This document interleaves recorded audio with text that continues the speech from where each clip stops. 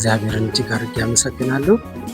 ዛሬ ደግሞ ባለፈው የጀመርኩት ትምህርት አለ እግዚአብሔርን ማክበር በሚል ርዕስ ጌታ ኢየሱስ ክርስቶስ በምድር ሲኖር እንዴት እግዚአብሔር አብ አባቱን አክብሮ እንዳለፈ በዮሐንስ ወንጌል ምዕራፍ 17 ከቁጥር 1 እስከ 7 ባለው ክፍል ላይ ተመስርተን እግዚአብሔር ያስተማረኝን ያንን እያካፈልኳችሁ ነው ያለሁት እና እግዚአብሔር በረዳን መጠን ዛሬም ደግሞ ሌሎች ሐሳቦችን ቀጥለን እናያለን። በጣም እንደሚጠቅማችሁ አስባለሁ። የምስል ጥራት እንደምታዩት ከቀረጻው ጀርባ ጥላ አለ። ይህን ሁሉ አልፋችሁ እናንተ እኔን ማበረታታት ከቻላችሁ ነገ ደግሞ የተሻለ ነገር ይዤ መምጣት እችላለሁ። እግዚአብሔር በሕይወቴ ውስጥ በአገልግሎቴ ውስጥ ያደረገውን ያየሁትን ነገር ነው ማድረግ የፈለኩት። እናንተም በዚሁ ተረድታችሁ እንድታግዙኝ እፈልጋለሁ፣ እንድታበረታቱኝ እፈልጋለሁ። ቪዲዮዎቹን በማየት በተለያየ መንገድ ብታበረታቱኝ በጣም ደስ ይለኛል። ከዚህ በኋላ ያለውን ጊዜ ደግሞ ከሀሳቡ ላይ ተመልሰን እንቀጥል ይሆናል። ጌታ ይባርካችሁ። እሺ ዛሬ ደግሞ እንቀጥላለን። በዮሐንስ ወንጌል ምዕራፍ 17 ከቁጥር 1 እስከ 7 ባለው ክፍል ውስጥ ጌታ ኢየሱስ ክርስቶስ በነበረው የአገልግሎት ጊዜው በመጨረሻ እስከተናገራቸው ወሳኝ ክፍሎች ውስጥ አንዱ የሆነውን የሰጠኸኝን ስራ በመፈጸም በምድር አከበርኩ ብሎ የተናገረውን ሐሳብ እያየን ነው፣ እየተማርንበት ነው ያለነው እና ዛሬም እንቀጥላለን። ስለዚህ እግዚአብሔርን ማክበር በሚል ርዕስ ነበረ ይህን ሐሳብ ስንነጋገር የነበረው። ሰው እግዚአብሔርን ማክበር ይፈልጋል። ለዚህ ነው በተለያየ እምነት ውስጥ እንኳን ያሉ ሰዎች ለምሳሌ ያው ስም መጥቀስ ላያስፈልገን ይችላል፣ ብዙ እምነቶች ስላሉ፣ ነገር ግን እያንዳንዱ ቤተ እምነት ወይም እያንዳንዱ እምነት ውስጥ ብንሄድ ፈጣሪውን አምላኩን ለማስደሰት የሚሄደውን ርቀት በግልጽ ማየት እንችላለን። ተራራ መውጣት ሊሆን ይችላል፣ ሸለቆ መውረድ፣ አንዳንድ ስዕራቶችን መፈጸም፣ ወራዊ በቀን የተከፋፈሉ በዓመት እንደዚህ እያለ በተለያየ መንገድ ሰው ለፈጣሪው ለሚያመልከው ለዛ አምላክ ፍቅሩን የልቡን ለመግለጽ ይሞክራል ማለት ነው። ነገር ግን መጽሐፍ ቅዱስ እውነተኛውን የአምልኮ መንገድ በግልጽ ያሳየናል። በተለይ ለእኛ ለክርስቲያኖች ለአማኞች በጣም ግልጽ የሆነ መንፈሳዊ መርህ ተቀምጦልናል። ያንን ደግሞ በግልጽ የሚያሳየን መጽሐፍ ቅዱስ ነው። ከዛ ውስጥ ደግሞ በጣም ብዙ ሀሳቦች አሉ። በትክክል ግን በምድር ደግሞ የተሰጠውን ስራ ፈጽሞ ያለፈ ጌታ ኢየሱስ ክርስቶስን የሚመስል እንደው አለ ማለት ይከብዳል። በጣም ብዙ አሉ። እግዚአብሔር የረዳቸው የባረካቸው በዘመናቸው እግዚአብሔርን አክብረው ከፍ አድርገው ያለፉ አሉ፣ በዚህም ዘመን አሉ። ግን ደግሞ ሁሌ የምንማረው ሁሌ ወደዛ የምናድገው ህይወት ስለሆነ ዛሬም ደግመን እናያለን ማለት ነው። ስለዚህ እግዚአብሔርን ማክበር ስንል ሰው እግዚአብሔርን ማክበር ከፈለገ ግን እንዴት? ሰው እግዚአብሔርን ማክበር የሚችለው እንዴት ነው? መቼም እግዚአብሔር የመርህ አምላክ ነው። ስለዚህ ጌታ ኢየሱስ ክርስቶስ በምድር የሰጠኝ ስራ ፈጽሜ አከበርኩ ሲል የሄደባቸውን መንገዶች እንዴት ሆኖ እንዴት ኖሮ እንዴት አገልግሎ ነው ይህንን ቃል በድፍረት መናገር የቻለው? በኋላም ላይ እንመለከታለን። ሐዋርያውን ጳውሎስ ብንመለከት እንዲሁ አይነት ህይወት ወይም ደግሞ ንግግር ነበረው ማለት ነው እና እንዴት ተሳካላቸው? እንዴት ይህን አከናወኑ ብለን ለማየት እንሞክራለን ማለት ነው። እሺ ስለዚህ ጌታ ኢየሱስ ክርስቶስ በምድር የነበረውን ስራ ለመፈጸም የመጀመሪያው ነገር ምን ነበረ ብለናል? እግዚአብሔርን ለማክበር እውቀት ነበረው ብለናል። እውቀት ነበረው እና እውቀት ነበረው። ይሄ እውቀት በጣም ግልጽ ነው። ክፍል 1 ላይ ቪዲዮ ተቀምጧል፣ እሱን ማየት ትችላላችሁ። ጊዜ ለመቆጠብ አልደግሞም። ግን እውቀት ነበረው ጌታ ኢየሱስ ክርስቶስ እውቀት ነበረው እና ምንድነው ከዛ ያለው? እኛም እውቀት ያስፈልገናል። ምንወደውን ፈጣሪያችንን ምንወደውን ምናከብረው አምላካችንን አክብረን ለማለፍ እኛም እውቀት ያስፈልገናል እያልን ነው ማለት ነው። ስለዚህ ከዛ መርህን አንስተናል። ያንን መርህ ወስደን ቀርተን መጠቀም ነው ማለት ነው እና እግዚአብሔር አብን ለማክበር ጌታ ኢየሱስ ክርስቶስ እውቀት ነበረው ነው። ዛሬ ቶሎ የምንመለከተው ደግሞ ምንድን ነው? ወይም ለመከለስም ቶሎ ለመሄድ ሞክራለሁ። ኢየሱስ ሌላው እግዚአብሔር አብ አባቱን በምድር የሰጠውን ስራ ፈጽሞ አክብሮ ለማለፍ የነበረው ነገር ምንድን ነው ብለን ስንመለከት ግልጽ ዓላማ ነበረው። ጌታ ኢየሱስ ክርስቶስ ግልጽ ዓላማ ነበረው። በጣም ግልጽ ዓላማ ነበረው። ይሄ ማለት ጌታ ኢየሱስ ክርስቶስ የሚኖርለት የሚሞትለት ግልጽ ዓላማ ነበረው ማለት ነው። ለዚህ ነው የእግዚአብሔር ቃል ሲናገር እንደዚህ ይላል በሉቃስ ወንጌል ምዕራፍ 4 ከቁጥር 17 እስከ 19 የጌታ መንፈስ በእኔ ላይ ነው ይላል። ይህንን የሚናገረው ራሱ ጌታ ኢየሱስ ክርስቶስ ነው። የጌታ መንፈስ በእኔ ላይ ነው፣ ለድሆች ወንጌልን እንድሰብክ፣ ለታሰሩት መፈታትን፣ ለታወሩትን ማየትን እንዳውጅ፣ የተጨቆኑትን ነፃ እንዳወጣ፣ የተወደደችውንም የጌታ ዓመት እንዳውጅ ልኮኛል፣ ቀብቶኛል ይላል። 1 2 3 ለዚህ ነው የመጣሁት ይላል። አልደግሞም ቃሉን። እናንተ መጽሐፍ ቅዱስን ከፍታችሁ ደጋግማችሁ እያያችሁት ልትማሩበት ትችላላችሁ። መሆንም ያለበት እንደዛ ነው። ለምንድን ነው ኢየሱስ የመጣው ቢባል ይህን ነው የሚላችሁ። አሁን ያልነውን ነው ያለው እና ዓላማ ነበረው። ግልጽ ነው። ምንም ውስብስብ አይደለም። ለምን እንደመጣ ያውቃል። ምን እንደሚያደርግ ያውቃል። ምን ማከናወን እንዳለበት ያውቃል ማለት ነው። ስለዚህ ኢየሱስ ደቀ መዛሙርቱን አብሮት ነገ የሚያገለግሉትን ደቀ መዛሙርት እንኳን ሲጠራቸው ከዚህ ዓላማ ተነስቶ ነው እንጂ ዝም ብሎ ጓደኛ ሊያደርጋቸው ወይ ሰው መሰብሰብ ፈልጎ ወይ የሆነ እጥረት አለበት ያንን ለማሟላት ፈልጎ አይደለም። ወይ እንዲሁ በከንቱ ሊያደክማቸው ወይ እንዲሁ ዝም ብሎ መጠቀሚያ ሊያደርጋቸው አይደለም። ጌታ ኢየሱስ ክርስቶስ ደቀ መዛሙርቱን እንኳን የጠራቸው ከዚህ ዓላማው ተነስቶ ነው ማለት ነው። ለዚህ ነው በማቴዎስ ወንጌል ምዕራፍ 14 18 ላይ ሲጠሩ እንመለከታለን። ስለዚህ እነዚህ ሰዎች ለምንድን ነው የተከተሉት ካልን ዓላማውን ኢየሱስ ዓላማው ገዝቷቸዋል፣ በትክክል አስረድቷቸዋል። ከዛም በኋላ የሚኖሩለት አብሮት የሚጓዙለት ዓላማ ተገኝቷል። በዚህ ዓላማ ውስጥ ነው የጠራቸው ማለት ነው። ሌላው ኢየሱስ እንደዚህ የሚል ቃል ይናገራል። እኔ የዓለም ብርሃን ነኝ ይላል። አያችሁ፣ እኔ የዓለም ብርሃን ነኝ፣ የሚከተለኝ የሕይወት ብርሃን ይሆንለታል እንጂ በጨለማ አይመላለስም ይላል። ዮሐንስ ወንጌል ምዕራፍ 8 ቁጥር 12 ላይ እኔ የዓለም ብርሃን ነኝ። አያችሁ፣ ዓላማው ግልጽ ነው። ለምንድን ነው ኢየሱስ የመጣው? ብርሃን ልሆን፣ ለሌሎች ላበራ፣ ለሌሎች ሕይወት ልሰጥ፣ እኔ የሕይወት ብርሃን ነኝ ያለ ግልጽ ነው። በደንብ ያውቀዋል ማለት ነው። በደንብ ያውቀዋል። እንደዚህ ይላል ሌላ ክፍል ዮሐንስ 8:28 ላይ ደግሞ የሰው ልጅ ይላል ስለ ራሱ ሲናገር የሰው ልጅ ከፍ ከፍ ባደረጋችሁት ጊዜ እኔ እሆን ዘንድ አባቴም እንዳስተማረኝ እነዚህን እናገር ዘንድ እንጂ ከራሴ አንዳች እንዳላደርግ በዚያን ጊዜ ታውቃላችሁ ይላቸዋል። ለምንድን ነው ኢየሱስ የመጣው? አያችሁ፣ ያውቀዋል ምን እንደሚሆን ታልፎ እንደሚሰጥ ከፍ ከፍ ስል የሚላቸው ያንን ነው። ያውቃል፣ እንደሚወጋ ያውቃል፣ እንደሚሞት ያውቃል፣ ያው ስቃይ እንዳለ ያውቃል። ስለዚህ እንደው ዝም ብሎ ድንገት የደረሰበት አይደለም። ዓላማ ነበረው። ይሄ ዓላማ የሚያልፍበት መንገድ ግን ደግሞ ኢየሱስ ለዚህ ዓላማ የሚከፍለውን ዋጋ ጭምር ጠንቅቆ ያውቅ ነበረ ማለት ነው። ስለዚህ ኢየሱስ ዓላማ ነበረው። ሌላ ክፍል ላይ እንደዚህ ይላል፣ እርሱም ክርስቶስ መሆኑን ለማንም እንዳይናገሩ ደቀ መዛሙርቱን አስጠነቀቃቸው።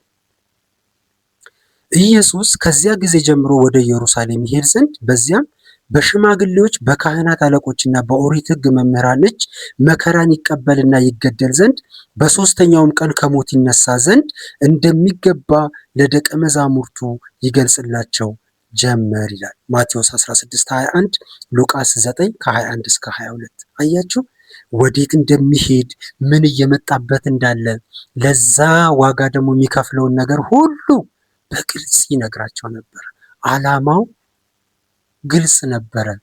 የሚያስከፍለውን ዋጋ ሁሉ ያውቅ ነበር ኢየሱስ። ስለዚህ በዓላማ ነው የመጣው፣ በዓላማ ነው የኖረው፣ በዓላማ ነው ያገለገለው። ድንገት የሚባል ነገር በሕይወቱ ላይ አልሆነም፣ ያውቅ ነበር። ለዚህ ነው ኢየሱስ ዓላማ ነበረው፣ አሳክቶ ሄዷል። ለዚህ ነው ዮሐንስ 17 ከቁጥር 1 እስከ 7 ባለው ክፍል ላይ አባት ሆይ ልፈጽሙ የሰጠኸኝን በምድር ፈጽሜ አከበርኩ ሲል በትክክልም ኢየሱስ እንደዚህ ገብቶት ዓላማውን አውቆ ስለነበረ ነው ማለት ነው። ስለዚህ ሉቃስ 19:10 ላይ ደግሞ ምን ይላል? የሰው ልጅ የመጣው የጠፋውን ሊፈልግና ሊያድን ነው ይላል። ይህን ቃል በጣም ነው የምወደው። ለብዙ የመጽሐፍ ቅዱስ እውነቶች ማሰሪያ ይሄ ነው። በቃ ኢየሱስ ለምን መጣ ብትሉት ይሄ የሰው ልጅ የመጣው ይላል የጠፋውን ሊፈልግና ሊያድን ነው ይላል ሉቃስ 19:10 ላይ። የሰው ልጅ የመጣው የጠፋውን ሊፈልግና ሊያድን ነው። ተሳክቶለታል? አዎ። አድርጎታል? አዎ። ይህንን ሊያደርግ የሰው ልጅ የመጣው አያችሁ፣ ግልጽ። በቃ ለምንድን ነው የመጣው? የጠፉትን ልፈልግና ላድን። ግልጽ። እኛም ዛሬ እግዚአብሔር የሚሞግተን ለዚህ ነው፣ የምንማማረውም ለዚህ ነው። ለምንድን ነው የምንኖረው? ለምን ክርስቲያን ሆንን? ወይም ደግሞ እንደው እናጉለው፣ ለምን ጴንጤ ሆንን? ለምን ፕሮቴስታንቶች ሆንን? በዚህ እምነት ውስጥ ያሉ መርሆች ምንድን ናቸው? ከኛ ምን ይፈለጋል? እንዴት እንድንመላለስ፣ እንዴት እንድንኖር ይጠበቃል? አያችሁ፣ በግልጽ ልናቅ ይገባል። ዓላማ ሊኖረን ይገባል። ያኔ ነው ልክ እንደ ኢየሱስ የተሰጠንን ፈጽመን፣ ልክ እንደ ጳውሎስ የተሰጠንን ተልኮ ተቆጥሮ የተሰጠንን ተልኮ ፈጽመን ቆጥረን ደስ ብሎን አስረክበን ማለፍ የምንችል ወገኖቼ። ዓላማ ያስፈልገናል። እህቶች፣ ወንድሞች፣ ዓላማ ያስፈልገናል። ለምን እንደምንኖር፣ ለማን እንደምንኖር፣ እንዴት እንደምንኖር ግልጽ መሆን አለበት። አለበለዚያ ክርስትና እንደው በድንግዝግዝ እንኖረው ካልን ከባድ ይሆንብናል ማለት ነው። ሌላው ኢየሱስ በምድር የተሰጠውን ስራ ፈጽሞ እግዚአብሔር አብን ለማክበር የነበረው ነገር ምንድን ነው? የጨከነ ጠንካራ አቋም ነበረው ኢየሱስ። አሁን እውቀት አለው፣ ጥሩ ነው፣ ግን አልበቃም። ዓላማ ነበረው፣ ጥሩ ነው። እውቀትም ኖሮ ዓላማም ኖሮ ቆራጥነት ባይኖር ምን ይሰራል? ስለዚህ ኢየሱስ ሌላው የነበረው ነገር ምንድን ነው? ቆራጥ ጭክን ያለ አቋም ነበረው ማለት ነው። ጭክን ያለ ለዚህ እውቀት ለገባው እውቀት በዓላማ ይኖራል። ለሚኖርለት ዓላማ ደግሞ ምን ይፈልጋል? መጨከን የሚፈልጉ ጉዳዮች ይገጥሙት ነበረ በአገልግሎቱ በምድር በነበረው ሕይወት ማለት ነው። ስለዚህ ለዚህ ዓላማ የሚኖርለትን ደግሞ ሕይወት በምን ቃኝቶታል መሰላችሁ? በቆራጥነት፣ በጥንካሬ፣ በጭካኔ ኢየሱስ ይህን ሀሳብ ይዞት ነበረ። ለዚህ ነው ጴጥሮስም ይላል መጽሐፍ ቅዱስ ሲናገር፣ ጴጥሮስም ጌታ ሆይ ይህ አይሁንብህ አለው። ኢየሱስም አንተ ሰይጣን ሂድ ከዚህ፣ በእኔ ልብ ያለው የእግዚአብሔር ሐሳብ ነው፣ አንተ ግን የሰውን እንጂ የእግዚአብሔርን ነገር በሐሳብ ስለሌለ መሰናክል ሆነህብኛል አለው። ማቴዎስ 16 ከ22 እስከ 28 ብንመለከት ዞር በል አንተ ሰይጣን እስኪለው ሐሳቡ ወይም ደግሞ ጴጥሮስ እያነሳ ያለው ነገር ሰይጣናዊ ነው። ዓላማውን የሚያሰናክል የመጣበትን ዓላማ በቃ ከዛ ዓላማ የሚያጎድል ነው። ምንም እኮ አላለም ጴጥሮስ፣ ክፉ ነገር አይደለም ያለው። ጌታ ሆይ ይህ አይሆንብን ያለው አይደል? ስላከበረው ነው፣ ተጨንቆለት ነው፣ ለሱ ራርቶ አዝኖለት ነው። ግን አይገርምም? ኢየሱስ ግን ቆራጥ ነበረ። ለመጣለት ለተሰጠው ነገር ቆራጥ ነበር። ለመጣለት ዓላማ ቆራጥ ነበር። ለዚህ ነው ምን ያለው? አንተ ሰይጣን ከዚህ ሂድ፣ በእኔ ልብ ያለው የማን የእግዚአብሔር ሐሳብ ነው፣ እሱን እፈጽማለሁ አለ። አያችሁ፣ ይሄ ቆራጥ የሆነ ውሳኔ የሚጠይቅ ጊዜ ነበረ። ኢየሱስ ይህን አድርጓል። ለደቀ መዛሙርቱም ይላል ሌላ ክፍል ላይ ከ2 ቀን በኋላ ፋሲካ እንዲሆን ታውቃላችሁ አላቸው። የሰው ልጅ ሊሰቀል አልፎ ይሰጣል አለ ይላል ማቴዎስ 26:2 ላይ የሰው ልጅ ታልፎ ይሰጣል። አያችሁ፣ የሰው ልጅ ምን ይላል? ታልፎ ይሰጣል ይላል። ሊሰቀል ይሰጣል ያቅ ነበረ ማለት ነው። ነገር ግን ስንት ሲል የት ልግባ ምናምን ሲላቸው አንመለከትም። አይነው በጣር ሰዓት ላይ ብዙ ያላቸው ነገሮች አሉ። እነሱ የራሳቸው አውድ ስላላቸው በዛ አውድ ውስጥ አንስቶ መነጋገር ተገቢ ይሆናል ማለት ነው። ከዛ እንደዚህ ይላል፣ መዝሙር ከዘመሩ በኋላ ወደ ደብረ ዘይት ወጡ። በዚያን ጊዜም ኢየሱስ በዚች ሌሊት ሁላችሁ በእኔ ትሰናከላላችሁ፣ እረኛውን እመታለሁ፣ የመንጋውን በጎች ይበተናሉ የሚል ተጽፏልና ሲላቸው እንመለከታለን። የማቴዎስ ወንጌል ምዕራፍ 26 ቁጥር 31 ላይ አያችሁ፣ ግልጽ ነው። ነገር ግን ቆራጥነት ይጠይቃል፣ ጭካኔ ይጠይቃል፣ ውሳኔ ይጠይቃል። ይሄ ሰዓት ኢየሱስ ግን ቆራጥ አቋም ነበረው። ለዚህ ነው እግዚአብሔር አብ አባቱ ፈጽሞ አክብሮ ያለፈው ማለት ነው። ሌላ ክፍል እንመልከት። ከዚያ ወዲያ ወደ ደቀ መዛሙርቱ መጥቶ እንግዲህ ተኙ፣ እረፉ፣ እነሆ ሰዓቲቱ ቀርባለች፣ የሰው ልጅ በኃጢአተኞች እጅ አልፎ ይሰጣል። ተነሱ እንሂድ፣ እነሆ አሳልፎ የሚሰጠኝ ቀርቧል አላቸው። ይህንንም ገና ሲናገር እነሆ ከ12ቱ አንዱ ይሁዳ መጣ።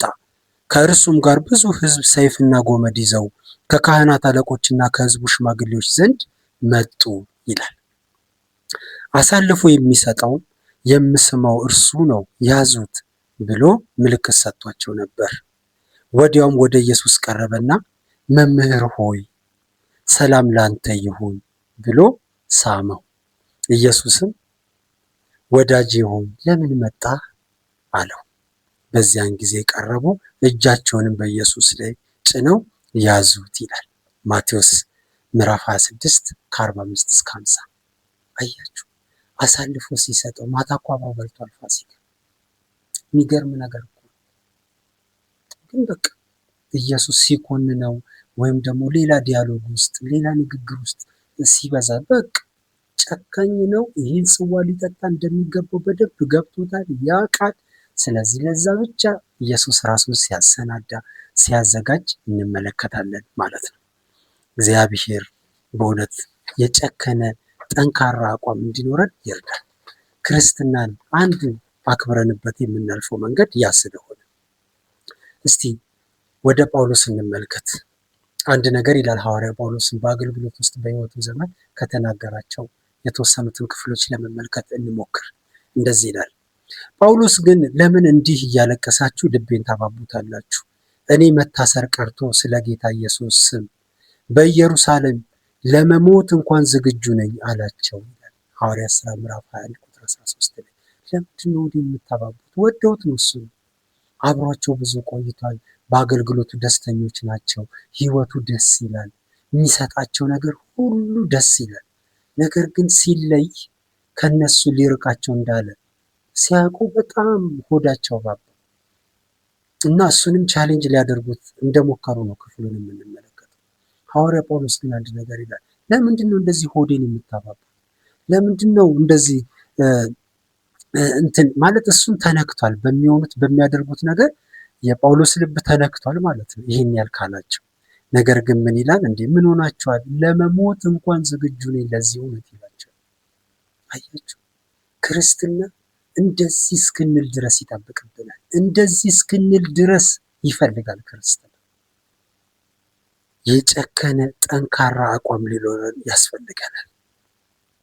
ኢየሱስ አያመቻመችም። እውነትን በፍቅር ያስረዳ ነበር። እውነትን በፍቅር ያስረዳ ነበር። ነገር ግን ምንድነው? ቆራጥ ነው።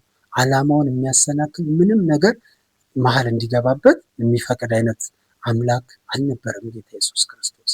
ለዚህ ነው በምድር እግዚአብሔር የሰጠውን ስራ ፈጽሞ አክብሮት ያለፈው። እውቀት ኖረን ዓላማም አለን ምናምን ልንል እንችላለን። ይብራን እሱም ጥሩ ግን አስቡ፣ ቆራጥነት የሚጠይቅ ውሳኔ የሚጠይቅ ቦታ ላይ ግን እንዴት ነው? ለዚህ ነው ጌታ ኢየሱስ ክርስቶስ ጴጥሮስን አንተ ሰይጣን ከኔ ራቅ ሲል የጴጥሮስ ሐሳብ ያመጣው ሐሳብ ኢየሱስ ከገባው እውነት እውቀት ከያዘው ዓላማ ጋር ምን የሚል አይደለም፣ ሚስማማ ሆኖ አላገኘም። ስለዚህ ፊት ለፊት ሲቃወም ጌታ ኢየሱስ ክርስቶስን እንመለከታለን። ዛሬም በእኛ ህይወት እንደዚህ ነው። በጣም የሚገርመው ነገር አንዳንድ ጊዜ አንዳንድ ነገሮችን በእውቀት እንመልሳቸዋለን። ጥሩ ነው፣ እዛ ደረጃ ላይ ቆንጆ ነው። በጣም የሚገርመው ስለ ዓላማም ስታወሩ ምንም ችግር የለውም። ዓላማ አላችሁ። እንዲሁም አንዳንድ ያም ሌላኛውም ወገን ዓላማ ስለሚኖረው የምትካፈሉት ነገር ይኖራል። ብዙ ግጭት አይመጣም። በጣም ወሳኙ ነገር ሶስተኛው ይሄ አሁን የምናወራው ነው። ውሳኔ የሚጠይቁ ቦታዎች አሉ ክርስትና ላይ። ለምሳሌ ቅድስና ላይ ቅድስና በጣም ሰፊ ነገር ነው።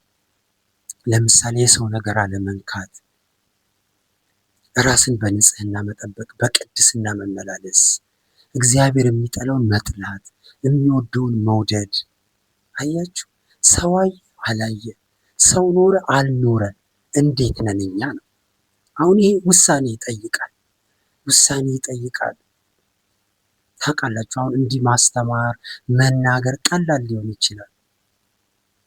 ማገልገል ቀላል ሊመስል ይችላል። ነውም። ለምን ብዙ ጊዜ ክርስትና እንደዚህ አይነት ቦታዎች ላይ ፈተና ውስጥ ሊገባ አይችልም። ብዙ ጊዜ አይገባም።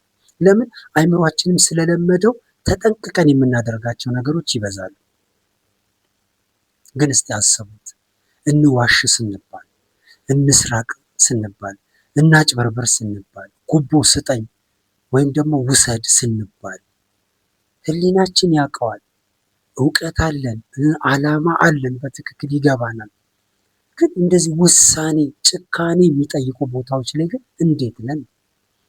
እግዚአብሔር ደግሞ በጣም ከሚከብርባቸው ቦታዎች አንዱ በእኔ ህይወት፣ በእናንተ ህይወት፣ በምድር የተሰጠንን ስራ ፈጽመን እንድናከብረው እግዚአብሔር ከሚፈልግበት በጣም ወሳኝ ቦታዎች ደግሞ አንዱ የት እንደሆነ ታውቃላችሁ?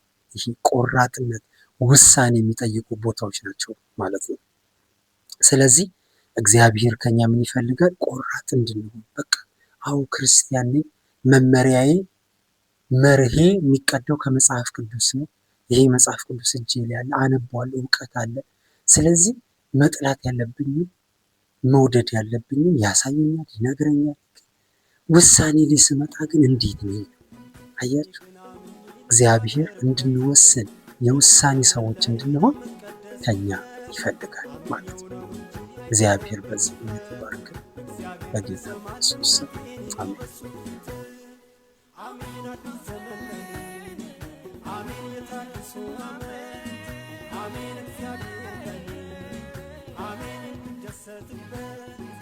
አሜን።